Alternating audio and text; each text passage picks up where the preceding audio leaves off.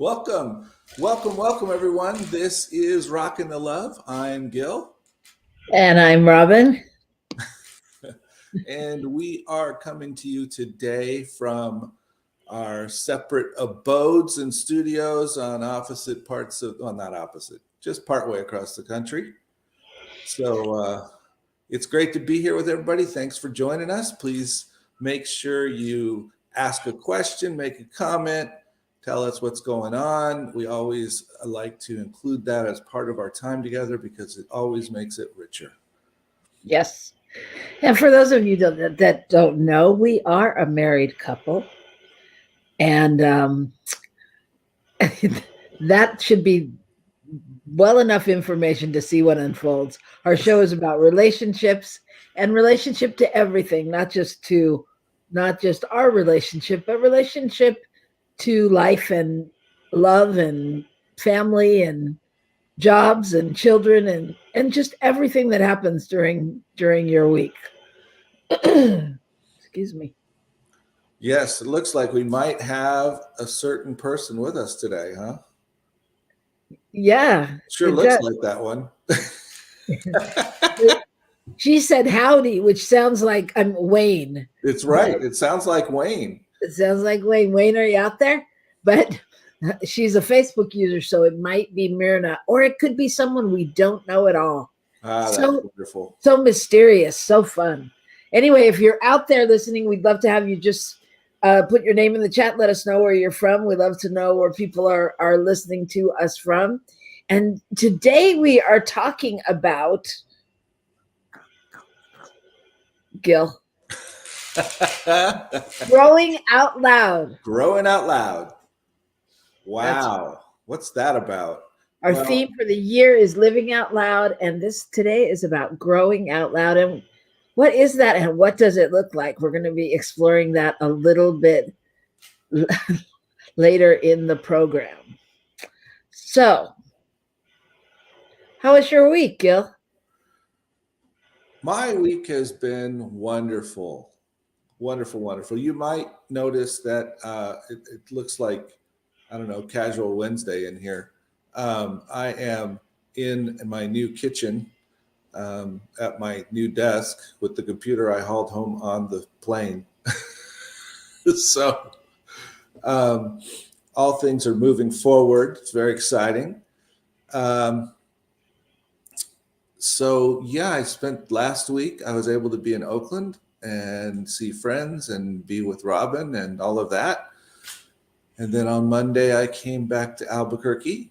And ever since I got here, I've been working on lots of things, just getting things together. There's so much to do, building this and putting up shower curtains and, making the house livable.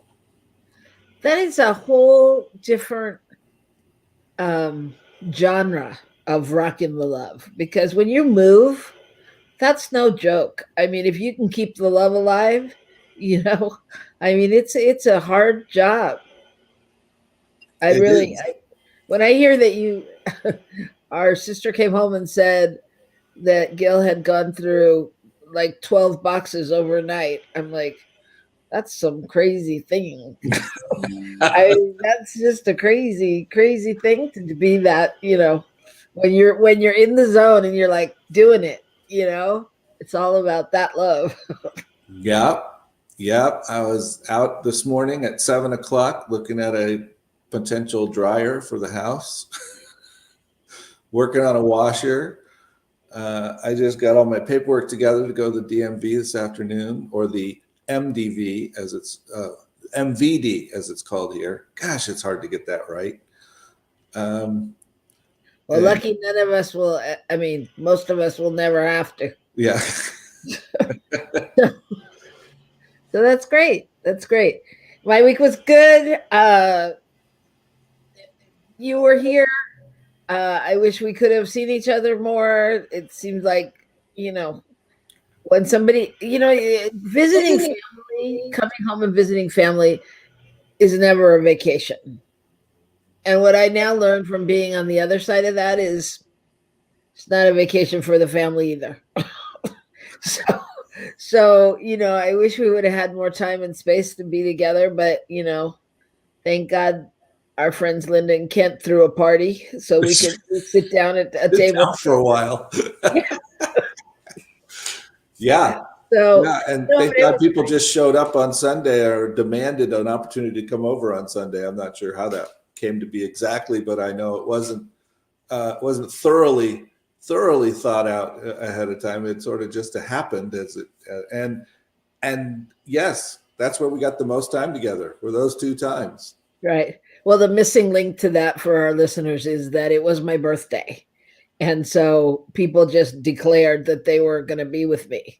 And my BFF said, okay, I'm going to be with you. And then the next people said, well, wait, I want to be with you. And the next thing we knew, we had 10 people at a potluck dinner on Sunday being with us. So it was great, and it was so wonderful. I have to say that was really one of the highlights of my week, in that it felt like an out of body experience, because I looked at everyone at the table and I was like, I am so lucky.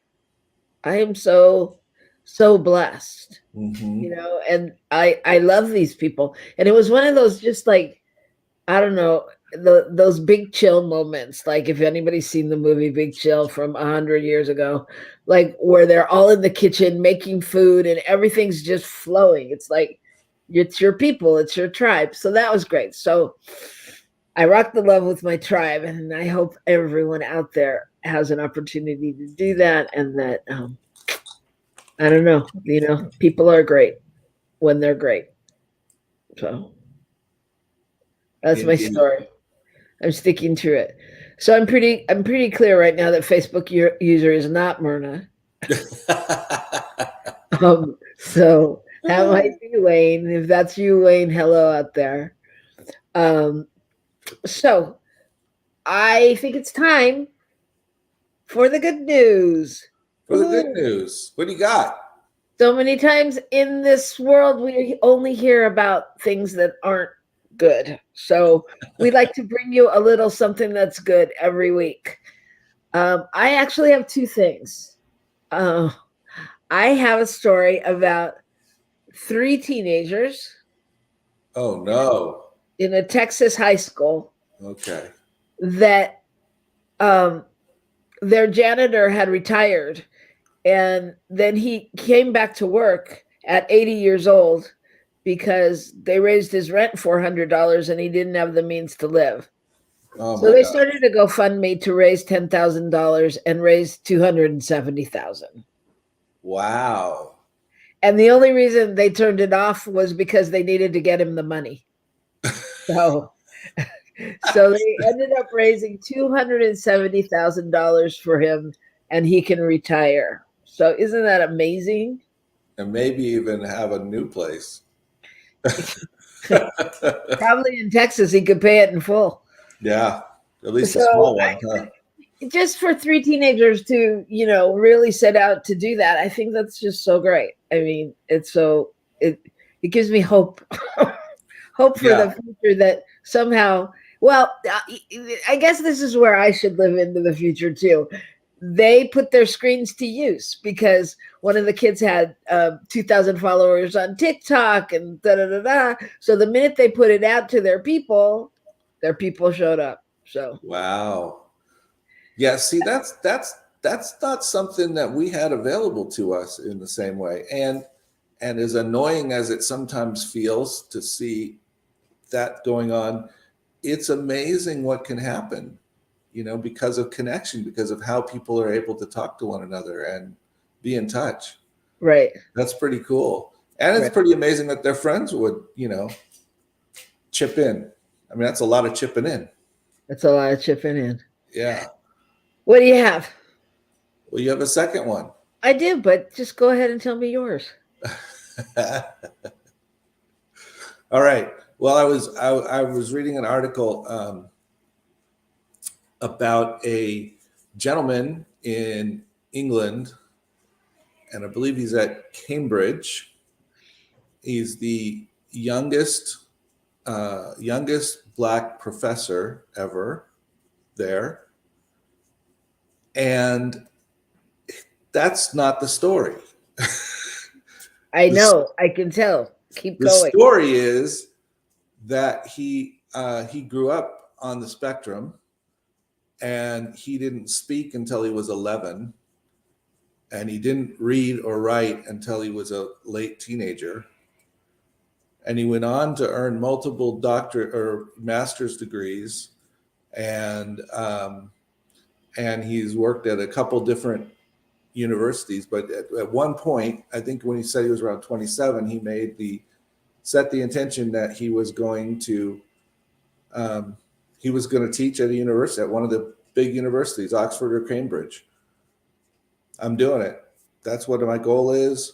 And that's what he does. And he teaches sociology, and his whole thing is about how do we open access to people that generally don't have the resources to be here. You know, the not the resources monetarily necessarily, but all the resources, Right. support and family and acceptance and whatever else it is that's required.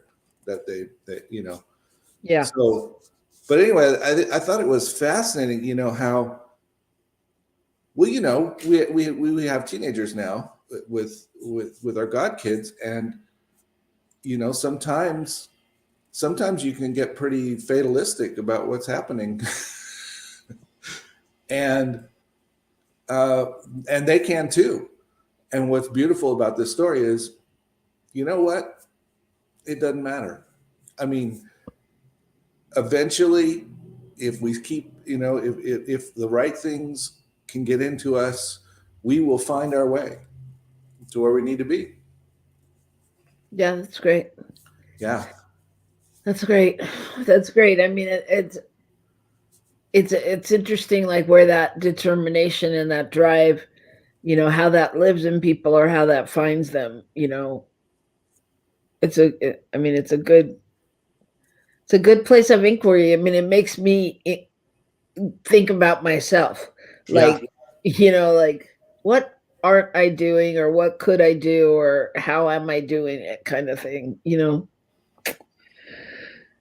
Okay, my second one is, how I just find this fascinating. How people, like when their pets die, then they say going to he's on the Rainbow Bridge. Okay. Yeah. Heard that. Well, somebody searched for years and years and years and years for the person who wrote that poem. It's a poem. It comes out of, and because a lot of like vets and clinics and things give it away when a pet passes and things like that, and different iterations of that. And they narrowed it down. I mean, there were like 25 people that were trying to get the trademark on it, and we're claiming it. Yeah, we're claiming it. They quickly got rid of those, and they searched, and they came up with this one person who they thought was the most likely, and it was an 82-year-old woman in Scotland, named Edna Klein Reichley or something like that. I'm sure I'm pronouncing the last name wrong. And she had no idea of how that saying had caught on in the UK and in the States. And she had never heard it, because she had moved in her lifetime like to India and didn't know anything about it. And it turns out that when she was I think 12 years old, her dog died, and her mother said, well, write to your dog. And so she wrote this beautiful poem about, I'll meet you over the Rainbow Bridge kind of thing, and just honoring her dog. And she used to give that poem, handwritten copy, out to her friends when their animal passed. And that's where it came from. Wow.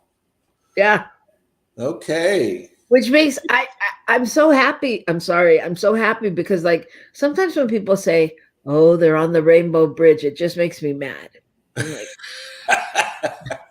I'm like, you don't know where my dog is. And, I'm like, and it used to really bother me. But now I'm like, oh, I love that. So go ahead. What were you going to say? Oh, just to say how beautiful it is that, she just didn't know. Right. And had never, there was no pretense about it. And, a 12-year-old wrote it, just her feelings. And wow, that brought tears to my eyes. That's incredible. Yep. That is incredible. That's cool. Yeah. So, and we all know that pets, we have this intense relationship with our pets. Right. And sometimes they have one with us. In fact, this last week, you and I discovered that there's a certain pet in Oakland that really likes it when we're both there in bed. It's true. It's true. Yeah. So that's the story. So, I know there's lots of people out there doing good work. And I know that in particular, our listeners are tuned into being aware of those things. So it's just great. Just keep rocking the love. Absolutely. Everywhere. Yeah. And so we're going to do that right here, right after we come back. We're going to talk about growing out loud. And I think everybody's going to be able to relate. I just have that feeling. So meet us right back here on New Thought Media Network. See you in a minute. Learn to live the life of your dreams in Beyond Limits. It's our foundational class in the teachings of New Thought, Ancient Wisdom. It starts on March 7th. It's going to be 10 Tuesday evenings, and this is a transformational program. It's open to everyone. It's the intro class, so there are no prerequisites. During the time that we're in class, you'll learn the powerful practical tools for everyday miracles, for creative thinking, for meditation, for practical prayer and empowered intentions, and much, much more. You'll open yourself to an experience that's far greater than anything you have previously imagined. It is your opportunity to release the splendor that's locked within you. The program includes the Practical Prayer for Real Results workshop on Saturday afternoon, March 25th, which is an opportunity to dive deep into the techniques of practical prayer so that you can create a brand new experience in your life. Registration is open now. I look forward to seeing you in class.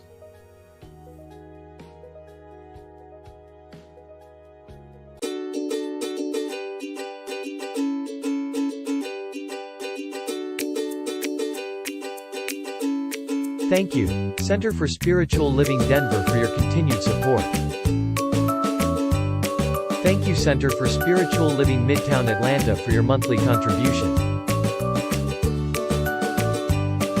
Thank you, Center for Spiritual Living North Jersey, for your monthly contribution.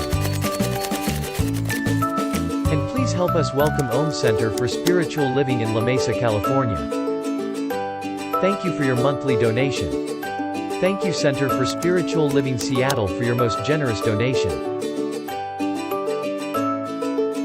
And a special thanks to Hefferlin Foundation for your generous technology grant.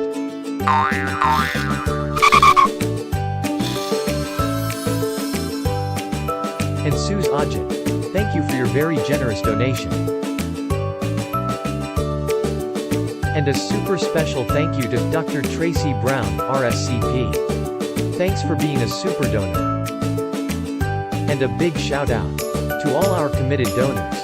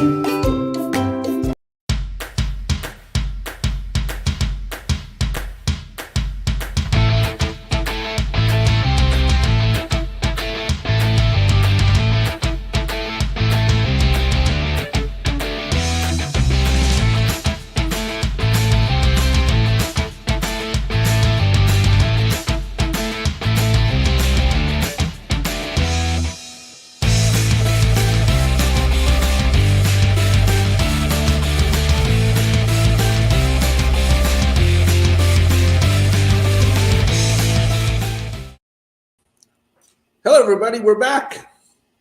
We are back. And I'm I have Gil. to tell you, I have to share with you that everything is different on this computer. So if I seem off, that's what's happening here. I'm on a new computer. So, growing out loud. Yes. As I said, our theme for the year is living out loud. And growing out loud came up because I'm going to just start with the conversation. I had a conversation with somebody who said, "When is your birthday? And was it really yesterday?" And I said, "Yes, it was." And they said, "Oh my goodness," because it's the same day as one of the spiritual directors at our church and our center. And this person tends not to get along with us.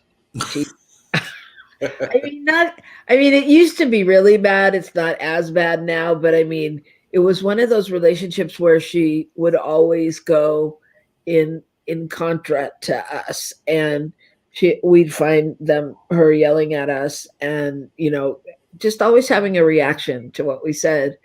And we both have the same birthdays. So yesterday she said, "Oh my God, I realize you two have the same birthday as my little sister. And she drives me crazy.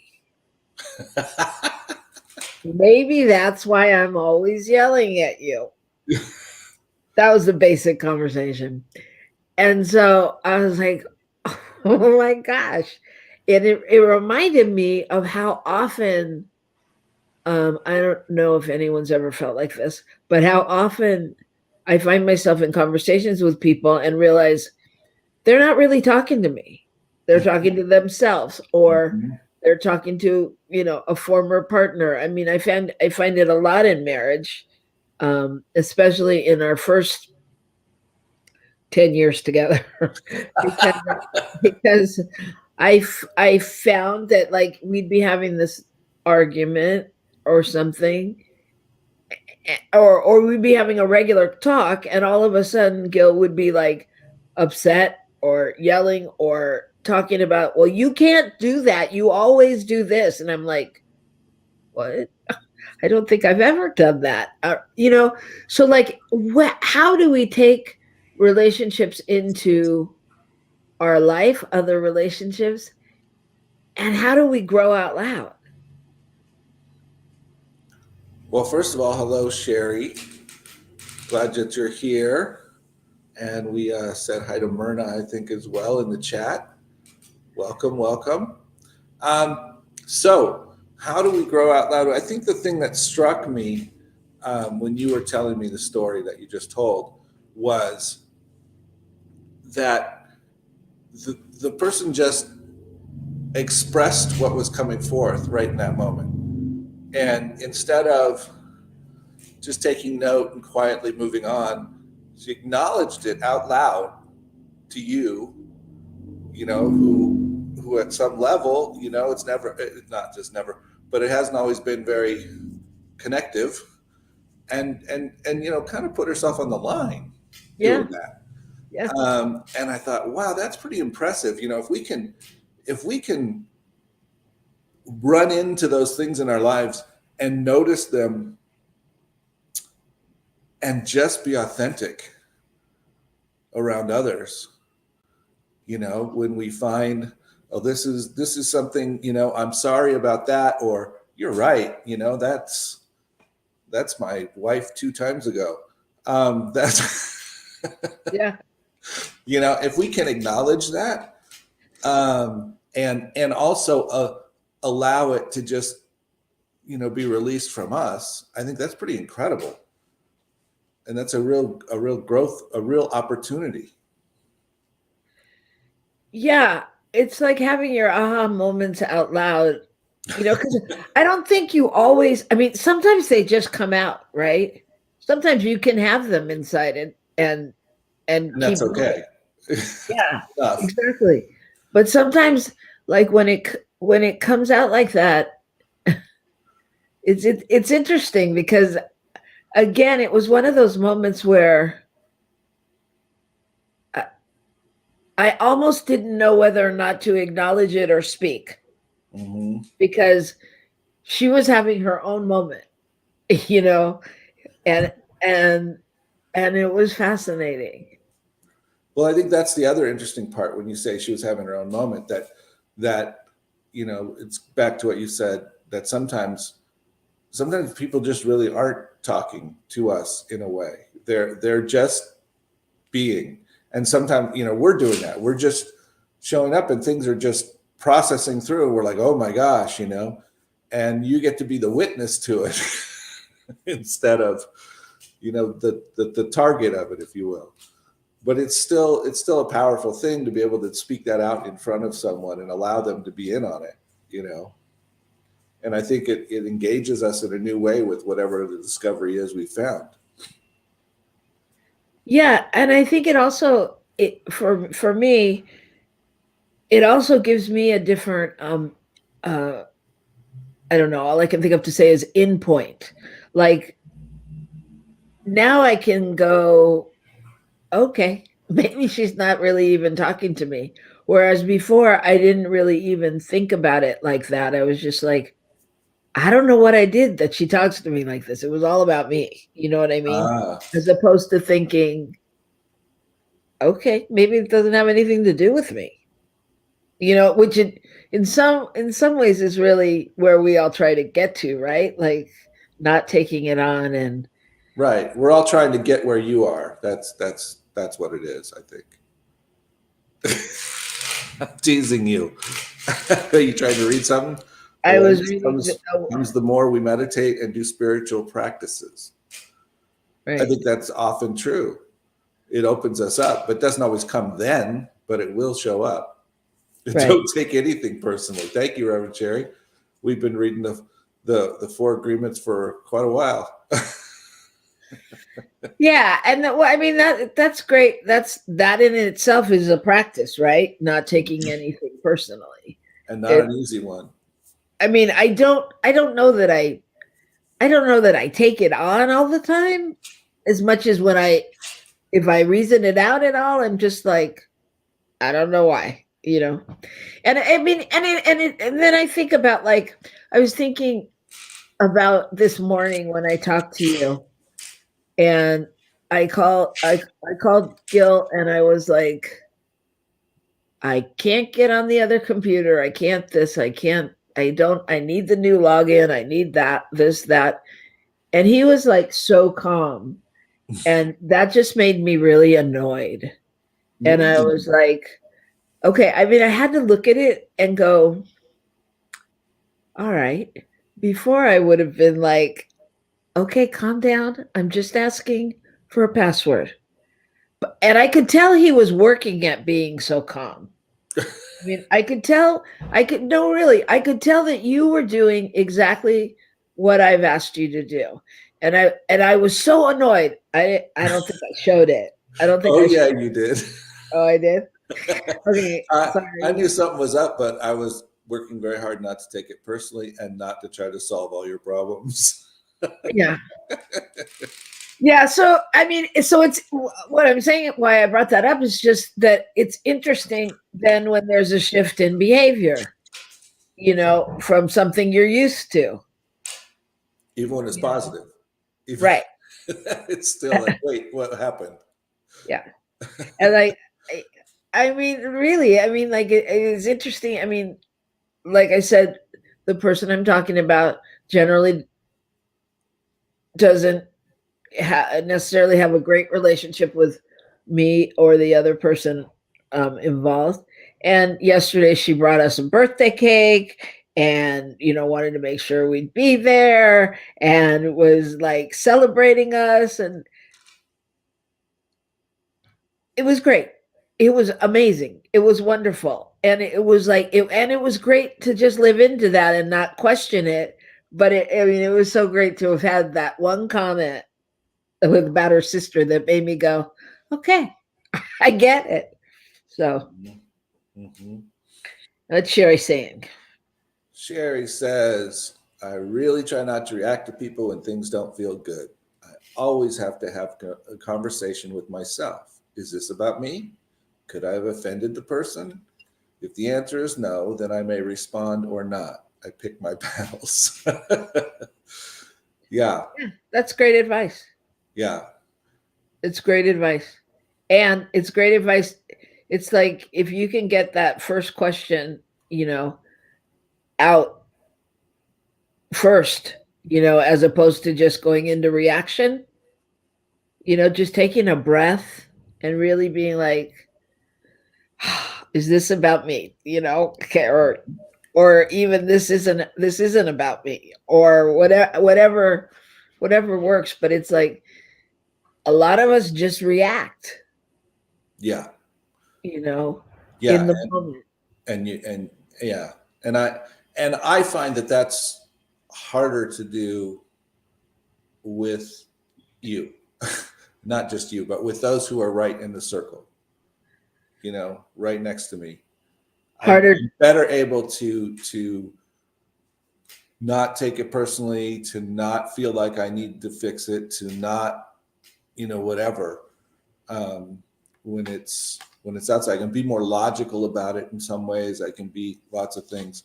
So the growing edge for me is with those who are closest to me. Absolutely. Absolutely. And I think that's such a great lesson, because it's with those people that you have the story of what you should do. Right. Who you are to them. You are, and we're just talking about Gil and me, but we all have a story we take into, our relationships. And you're the husband, you're the father, you're the godfather, you're the provider, you're the brother. You should be able to blah blah. Yeah. And yeah.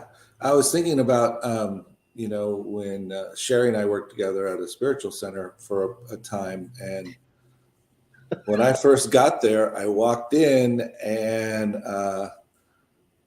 there was a whole lot of resistance to just my being present. And Sherry was one of the people that really assured me that I was okay. But I had to really stand in, and it really wasn't hard at first. It got a little harder, but I really had to stand in the fact that, this is about other stuff. It's not about me. I'm just the representative of the fact, that it's sort of, I'm the outpicturing of all the other stuff that's happened before. And now here I am, another thing, Yeah. And so it's interesting when you're doing in a group situation like that, where you kind of have a group of people that are in that sense of needing something or wanting something, and they're talking, but they're not necessarily really talking to you or about you. Right. Right. She says I was the scapegoat. Yeah. Well, people needed to process what they needed to process. And when I got there, it was like, oh my gosh, we haven't processed this yet. So, yeah. Yeah. She also said, you're the man. Yeah, well, that's obvious. You demand. No, but I mean, you're the man. I mean, that's a whole thing, right? You're the man, you're the woman. Yep. Yep. And we deal with that all the time. So Myrna says, I like this theme, growing out loud. I'm finding myself breathing a lot lately and do my part in spiritual practices.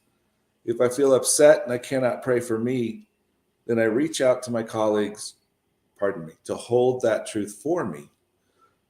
Relationships is an interesting topic of personal work, whether they are love relationships, work, family, acquaintances, and so on. Yep. John says, welcome, John. John says, if I am reactive, I wear certain outfits that let my circle know I'm in reactive mode, and they can steer clear and maintain their peace. Is that when you wear your mini skirt? What is that? I don't know, but whatever it is, I think we should market it, because that would be nice if you knew when not to come around. Yeah. Sherry, thank you. She just says that people got to know me and love me. And yes, I got to know and love many people too. And I really appreciated my time with all of them.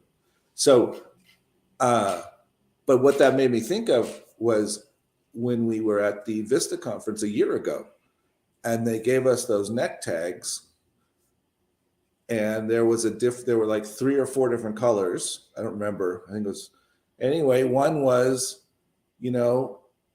hi, I love you, don't get near me.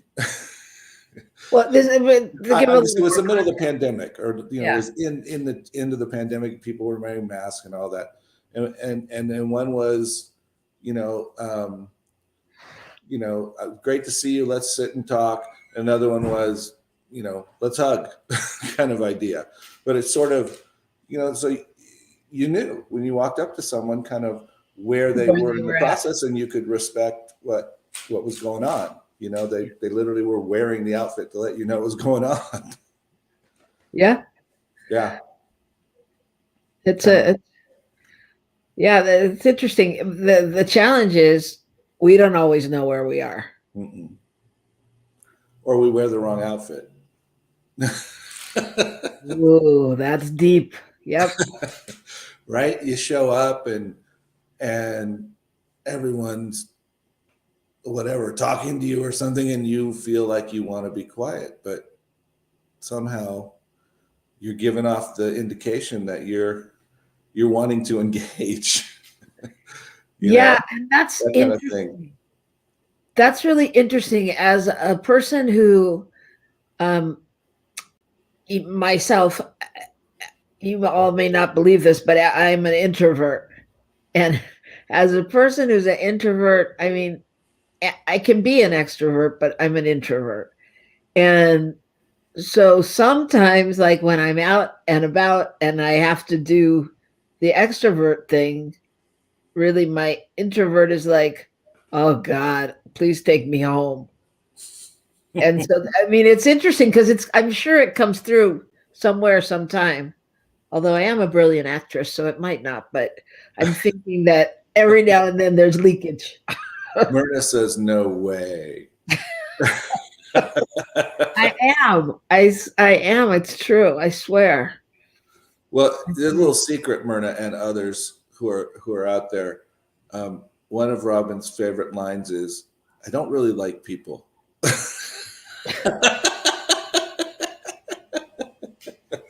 And she doesn't mean it in the way it might sound, but it's more of just, they take energy and it's effort and it makes me have to show up in a different way.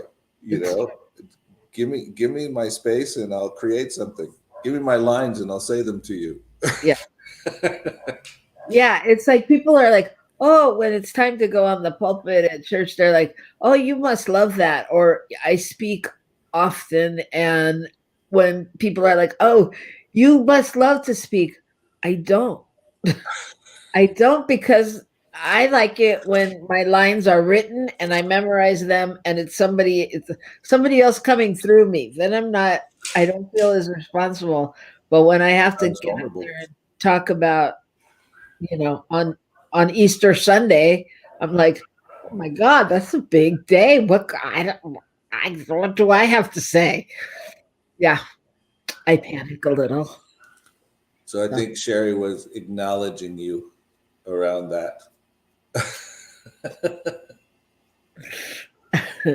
Can you see it? Yes. Thank you. Thank you, Sherry. I can imagine you can feel that, Sherry.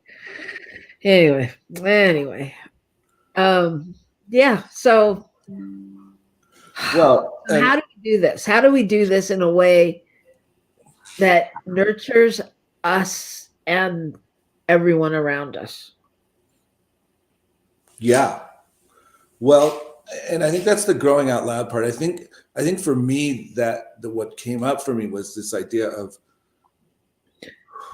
allowing myself the permission to change and grow and to just do it, to go, okay, that doesn't work for me anymore. And, whether it's setting some kind of boundary, which protects, which helps me get what I need to get done or whatever, or if it's jumping into something that's totally outrageous, but it's like, I just want to be able to do that and just be authentic about it.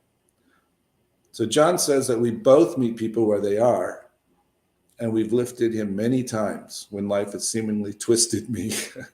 Oh, John, it wasn't life that twisted you. You're already twisted. We know that. Thank you, John, is what he means. Thank you. It reminds me of the game we play with the kids, with the acting game you do with the interpreter. Oh, yeah. Interesting. Interesting, and maybe that's because that game is, so it's called, like, it's like foreign language and or gibberish, or there's a couple ways to play it, where we have somebody get up and they're the expert and the audience will ask them questions and they will answer, but they answer in gibberish. And let's do it, Gil.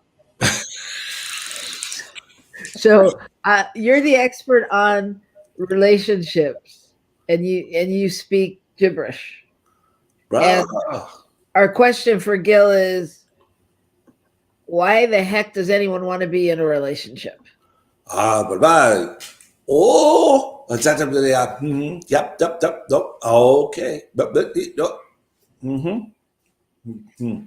And what that means is, well, the reason is super clear. Yep, that's what it is. It is so clear.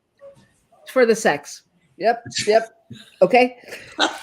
I'm making it up, obviously. But I mean, that's the translation, and it's about how much we get from nothing, seemingly nothing, right? Did a boy just walk in? Yes. You see the reflection in the refrigerator? No, I saw you go away. Stay here. Focus. He wants to say hello. Okay. Come say. No, we're doing our show. This is our show. We're live. We're talking to the world right now. Hello. This is Gio. He said hello. Okay. Hi. Oh, kids. Sherry says hi. Reverend Sherry from East Bay. All right. So going back to the gibberish. This is where you talk. What's that? Forget it. John says, CSL is people being with people, and after a while I realized I don't have to do life alone. Mm-hmm. And I've had the ability to be mad, sad, lovely, and such, and so have other people. I'm hearing a lot that reminds me of holding space for people, and when that happens, I feel safe and loved however I show up. Which is great. That kind of brings us back around to full circle to living, to growing out loud, right? Because can we, when I for the story I used as an example in the beginning, when I didn't have any basis for her story and just wondered why she was so angry with me, how did I hold that? And how did I hold that situation? So I think it becomes about, what Reverend Sherry has said, what John is saying, what Myrna has said. It becomes about taking those breaths and anchoring and remembering that it's not about me, it's not about you, and being able to rock the love, to really be in the love, to send the love, to hold the space of whomever in the love, and myself, especially myself, remembering that it's not me, and being able to move through that. Well, I think it's exactly that idea of not taking it personally, which allows us to truly stand in the space with other people and just love them. and trust that they are living, they are growing out loud. Yeah. You know, we're all growing, we're all moving, we're all evolving and finding our path to our better self, to our best selves. Right. You know. And Sherry says people who get offended easily usually are in pain. Yes. I mean, I think there's a lot of truth to that. I do too. Yeah. And I think including, you know, when we're angry or when we have a, I don't know, I want to say a attitude malfunction Malfunction. that you know, usually there's something going on with us. Right. So Myrna says, so what about setting boundaries? Even when it is not about me. Well, my thought around boundaries, Berna, is that it's all about you. Sometimes we set boundaries thinking that we're going to keep others at bay or we're going to keep them in a certain thing. And our boundary really is about how am I going to respond in certain situations? And if my response needs to be, I love you from over there, then that may be the response. Or, you know what, I'm not in a place to listen to this conversation right now, or whatever it is. I don't appreciate that, and I'm not in a good spot. That's you taking care of yourself. And I think that's where the boundary comes in. And it doesn't mean we stop loving them or we take it personally or we put them down. We just hold the space for ourselves as well as them. Yeah, I think that's right. It's like, you know, it's interesting, like the things we're taught as a kid, you know, by the world and parents is it's not all about you. Right. You know, it's not all about you. You have to think about blah, blah, blah, blah, blah. Well, come to find out, right, several $1,000s later, it's all about us. Several thousand. Hundreds of. Yeah, hundreds of thousands. Yeah. So but that's such a good, and that's a good thing. I mean, because again, if we're going to, you know, new thought, science of mind teachings, yeah, we have to focus on, you have to focus on you, and there's only one of us here. So in the end, it can only benefit everybody. That's all. It's not about you, and yet it is. Thanks, Sherry. That's yeah. You know, there are people that walk in sometimes to a group that's, you know, doing some of the spiritual work and talking about how, well, okay, so go into yourself and think about this and about that. Like, what? The world needs you. What are you doing? And the reality is I'm figuring out how I can get myself to the place where I can be effective at loving other people, because that's what needs to happen. Because I'm not, you know, most of us aren't that effective at it. Yeah, and Myrna says, agree, thank you. My son, who is 5 years old, said to me, Mom, this is not about you, it's about me. and that's true too, you know, it's true too. And what's about you is how you're feeling in that moment, you know. That's beautiful. Again, it's that moment that where you want to take care and you want to protect and you want to fix and you want to be mom, and it's like, okay, you know, this is his space. Yeah. Wow. Yes. And a testament, though. A little metaphysician. No, you don't know the half of it, Sherry. He is one amazing 5-year-old, and the stories that Myrna could tell. It's, yeah, you know, it just reminds me. I mean, it truly reminds me again that, you know, our kids come into the world knowing so much, so much. Well, it goes to the point that that, you know, if we're if we are this ongoing life form that's always alive, then we've entered into this body at some point already with consciousness and intelligence. And so I sometimes, you know, I think we're basically trying to, you know, it's like our memory gets all filed away in an archive and we show up as a human. We can't access it for a while. And maybe That's as a little kid, we got an idea of where it is, but eventually it gets archived and there it is. And we're like, whoa, what's going on? And who am I? And how does this work? But that's a great image, because it's like a treasure hunt. We have to learn to break the code to get what was already ours. Right. Right. It's always, we've always been whole, perfect, and complete. Well, how many of us didn't know that for how long? How many of us still struggle with it? You know, Yeah. Why are we struggling against something that makes total sense from every religious philosophy around, you know? Yeah. Yeah. And John says, love kids and how they can say what to things. I, as an adult, can be offended for days. Oh, yeah. They go for the joy without getting weighed down. Yeah.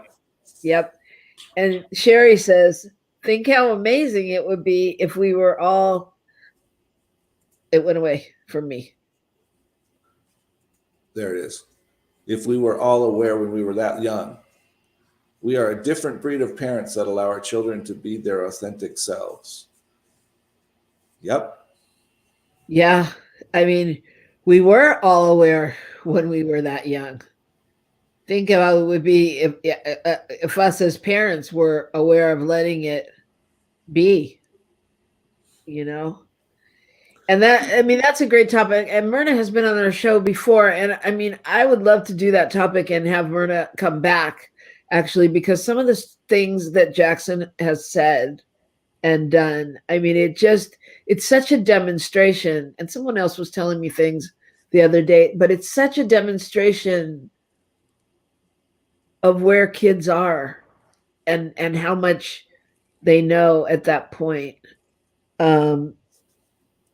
Yeah, we're almost done. But last night I was with a friend who was telling me this story about his kids when they were little, and we were talking about people coming to visit you after they've passed on, transitioned, and the person he was with was a shaman, and she would always feel people come into the room, and she would feel it because she would get cold and she'd like shiver, and you have to put on a coat or whatever. And they were having dinner one night and the kids were playing on the floor, and she did that. She shivered, and he looked at her and said, someone here? And she said, yep, but it's not for me. And she was trying to get him to be able to feel when people from that had passed on had come into the room. And so he focused and he said, well, I kind of feel my dad. I've been feeling my dad. And she was like, okay. And he goes, I don't know. He asked something about, some kind of sign. And all of a sudden his son went, I mean, but they weren't listening to them. His son went, oh, who did that? And they looked at him and they said, who did what? And he said, somebody hugged me. So, it's like they're in the zone. They're in the zone, like things that, and normally a parent would be like, no, they hugged you. There's nobody here. Rah, rah, rah, rah, rah. But we don't know what we don't know. Right? So we continue to grow out loud and allow new things in and allow ourselves to be that person on the edge. If that's how it appears to others or whatever, be that person who's always loving, be that person who's always trying something new, whatever it is. but we allow ourselves to go into that space where we're becoming our most powerful, authentic self. So that's what I'm asking all of us to do. And I would just add to that, and get curious. Maybe we don't know if something is wacky, if you're dealing with parents or friends with dementia and they say different things that are in the room, maybe we don't know who else is in the room with us, or any version of that. I mean, or kids, it's just like, really be curious to what's possible, right? Yep. All right. And above all, rock the love. Rock the love. Thank you all so much. Thank you all for being here. Thank you all for your input. It was great. Had some good questions and thoughts. And we love it. And we're looking forward to next week when, we'll be more settled. And okay, well, I won't predict that. We'll continue to be growing out loud. Yep, where we'll grow out loud with you. And special thanks to our producer, Michael Mangas. So glad that he shows up here every week and guides us to the middle of our screen. It's amazing. And you can catch his shows on What do you mean?